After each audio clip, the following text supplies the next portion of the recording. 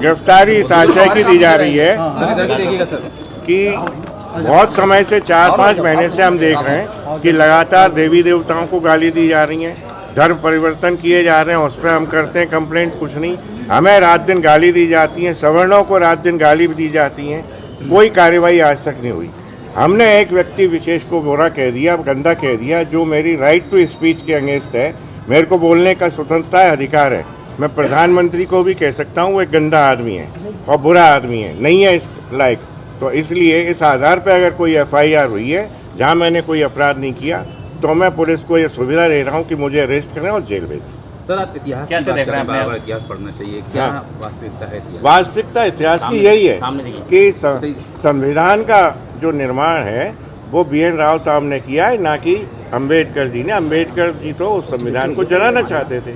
उनने खुद कहा कि मैं इस संविधान से सहमत नहीं हूँ। आपने कहा था कि अम्बेडकर जी अंग्रेजों के, हाँ, 100% अंग्रेजों की गुलामी की उनने, अंग्रेजों के एजेंट रहे और भारत की स्वतंत्रता में बाधा उत्पन्न की। आपके खिलाफ FIR हुई है तो मेरे को कोई दिक्कत नहीं, और 10 हो, मैं लगातार यही बोलूंगा। उनका कहना है कहा जा रहा है कि आपके घर पे 1 लाख जूते फेंकेंगे, 10 लाख जूते फेंकेंगे। हमने उनसे कहा है कि 1 लाख नहीं 10 लाख लेके आए, हम उनका स्वागत कर रहे हैं। वो 15 तारीख को आ जाएं, मेरे दरवाजे पे आके दिखाएं, मैं उन्हें चैलेंज कर रहा हूँ। जाओ।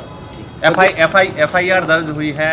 उन्होंने कहा है कि आपने कहीं ना कहीं माहौल खराब करने का प्रयास किया है। कोई माहौल खराब नहीं किया। जब माहौल खराब नहीं होता, जब इस सवर्ण और भारत के सनातनी देश में भितरवार में धर्मांतरण होते हैं, तब माहौल खराब नहीं होता।